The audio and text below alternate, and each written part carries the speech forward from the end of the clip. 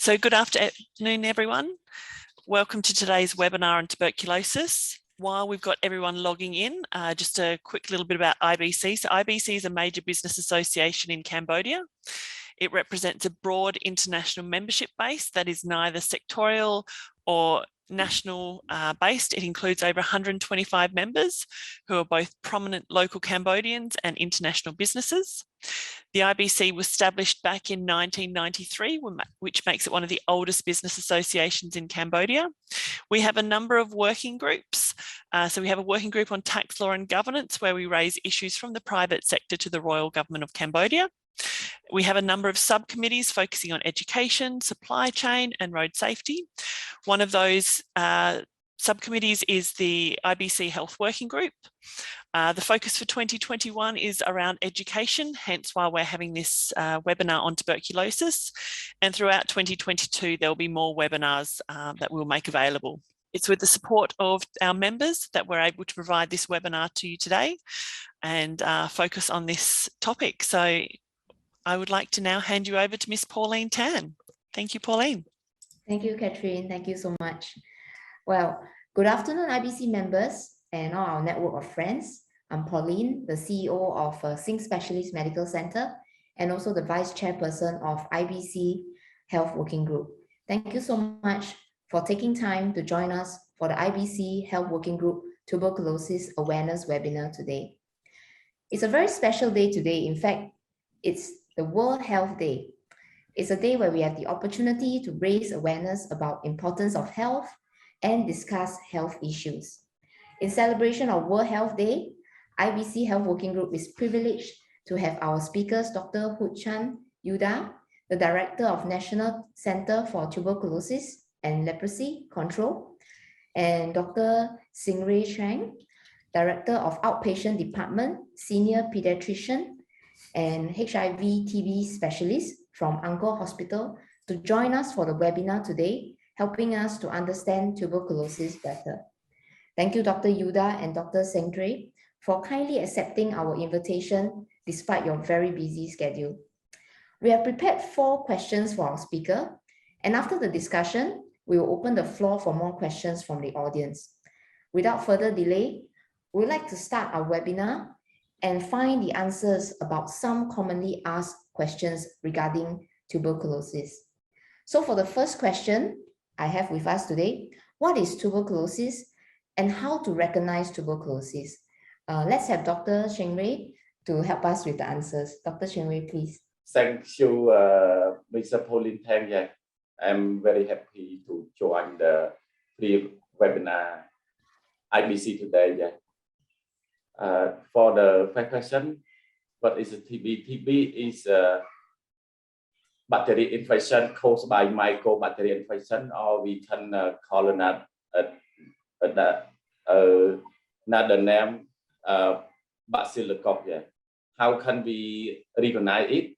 Yeah, by the history, symptom, and paraclinic. By the symptom, like the patient present with a cough more than 2 weeks, prolonged fever more than 2 weeks, and poor appetite, night sweat, weight loss, and sometimes patient with chest pain and cough with blood, and sometimes patient with joint pain or some patient with a cervical lymph node, mausoleum cervical lymph node. Yeah. Yeah, these are things that we need to know how to look out for. Thank you so much, Dr. Singray. I'll go on to the second question. The second question, I'll direct it to Dr. Yuda.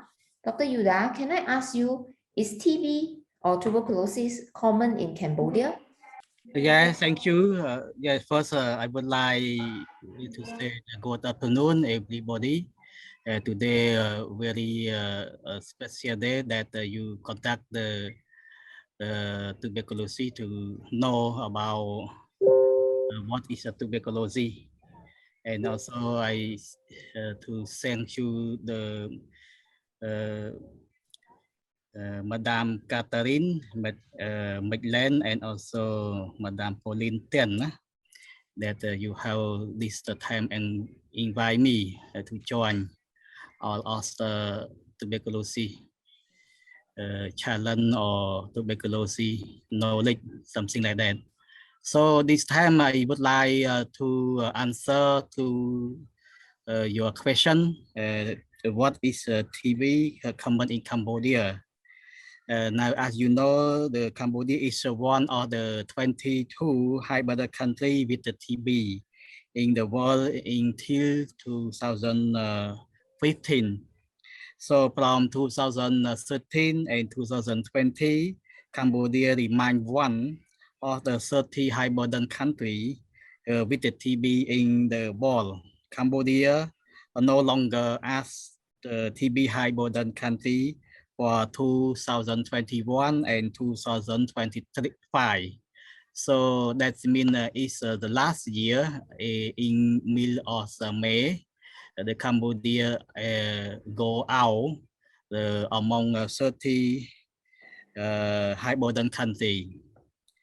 So as you know, the incident of the rate of swarm TB in 2020 is 274 among 10,000 population, and die rate among 20 patients among 1,000 population in 2020. So National Tuberculosis has achieved the target for this indicator 4 years before the schedule. I think TB is very common in Cambodia. It's a prevalent rate of form of TB is 2014, 668 among 10,000 population.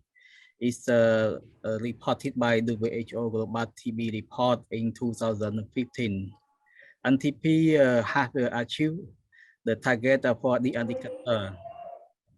The result of the national prevalence survey, prevalent rate of the swab positive for more than 50 years in 2011 is 271 among 10,000 population.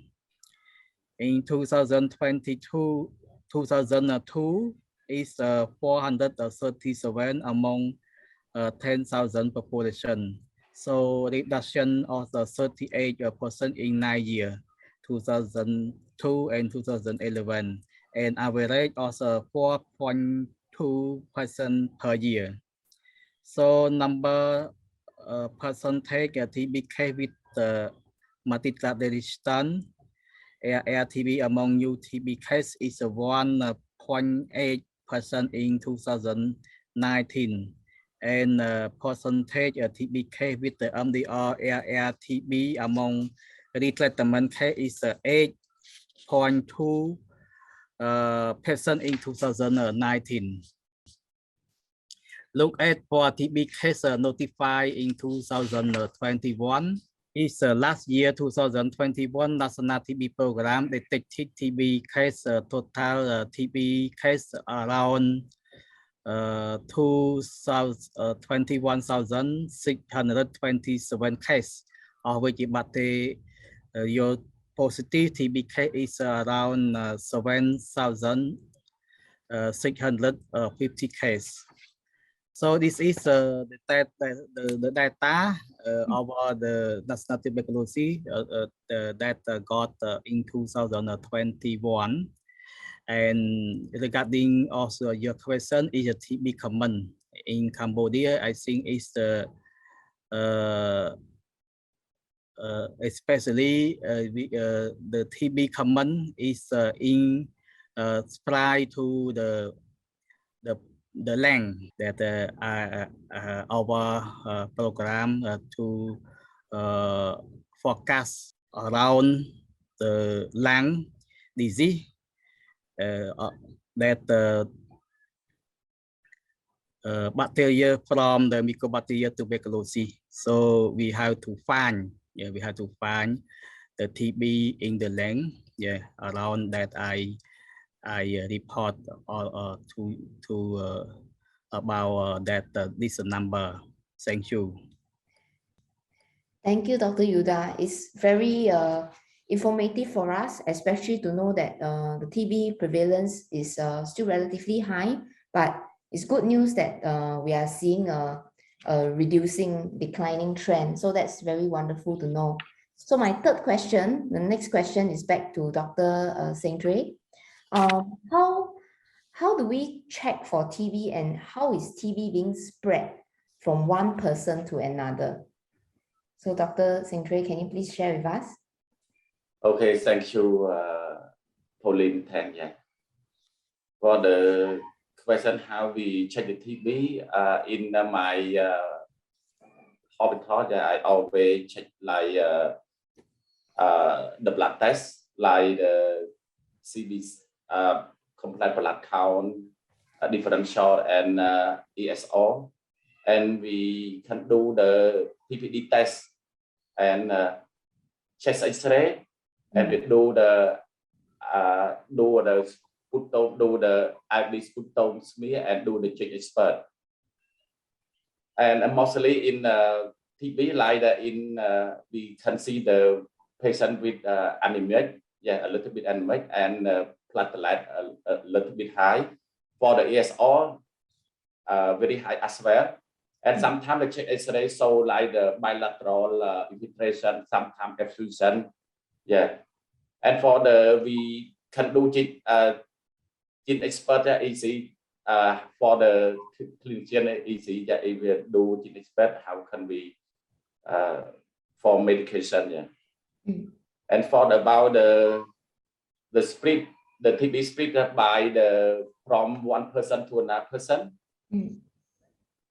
and through the tiny droplet by someone sneezing, cough, or split, or sing. Oh, okay. So that's very good to know. I think for the past 2 years, everybody has been so overwhelmed by COVID. Maybe this is a good revision. This is a good reminder. Like TB is also quite easily spread, just by droplets. Yeah, thank you so much, Dr. Seng Tray, for sharing. Even we can wear the mask like and 95 can cover both COVID-19 and TB. Okay. Yeah. So my last question now is for Dr. Yuda. Is TB curable, and what are the treatment available in Cambodia now? Yes, the TB curable, and what are the treatment available in Cambodia? I answer for this question is really easy. TB can curable, 100%. We take the drug every year, total the 6 months of the treatment. We can incentive case for the treatment is 2 months, and continue phase of the treatment TB is 4 months. So the total of the treatment for TB is 6 months. So if the patient got properly drug every day, enter the 6 months, the patient will cure 100% by the diagnostic positive of TB or another clinical diagnostic for TB. So that the medicine available, like I would like to all for adults, we have to divide to category 1A, and 2 months we use rifampicin, isoniazid, pyrazinamide, and ethambutol. And for treatment for continued phase for 4 months, we use the rifampicin, isoniazid. So for this category 1A, we treatment all of TB case. Except meningitis, joint or bone TB case, we treatment separate. So for category 1B, is we use 1 year, like the incentive pass to treatment is 2 months. We use rifampicin, isoniazid, pyrazinamide, and ethambutol. And for continued phase for treatment, we use 10 year. Yeah, 10 months. Where we use rifampicin and isoniazid. So for this category 1B, we treating for the meningitis, joint and bone TB case.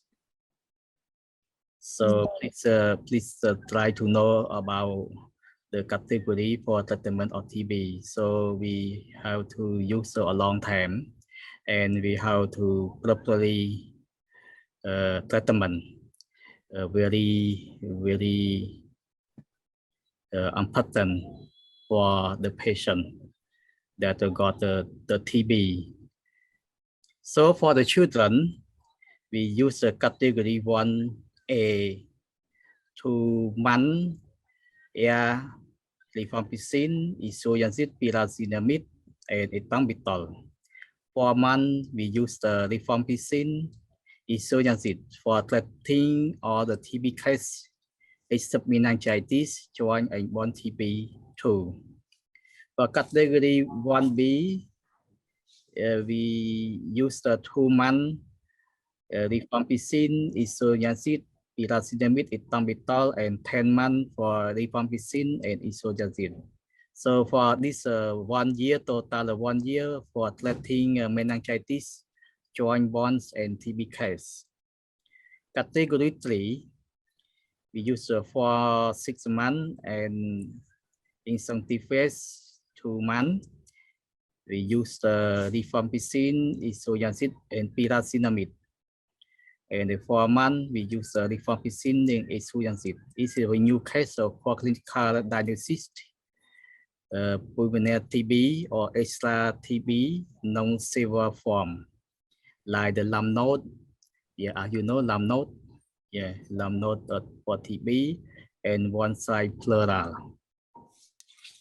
Thank you, Dr. Yuda. I think for most of the audience who are not so medically aware, they will be very relieved to know that it is curable and treatments are available. So many different treatment plans for each specific needs. So this is indeed very good news. To wrap up the end of the webinar, I'll pass the stage back to Catherine. Excellent. Thank you so much, Pauline. I think everyone will agree what a wide range of questions we've had today, everything from what is tuberculosis to how tuberculosis is spread, the treatment options, the symptoms. Personally, I think it's great to know that tuberculosis is curable and that the treatment options are free. So I think a lot of people will find comfort in those answers. So thank you to all our panelists today, because you've answered a number of questions and been put on the spot with quite a few of them. So thank you to Dr. Yuda, who is the Director of National Centre of Tuberculosis and Leprosy Control, Dr. Seng Trai, Senior Paediatrician, HIV, AIDS and TB Specialist at the Angkor Hospital for Children, and our wonderful moderator today, Ms. Pauline Tan, the CEO of Sing Specialist Medical Centre. We will actually edit this video and make it available on our Facebook page. So if there's any questions that you maybe didn't get the answer to or want to listen again, it should be available in the coming weeks.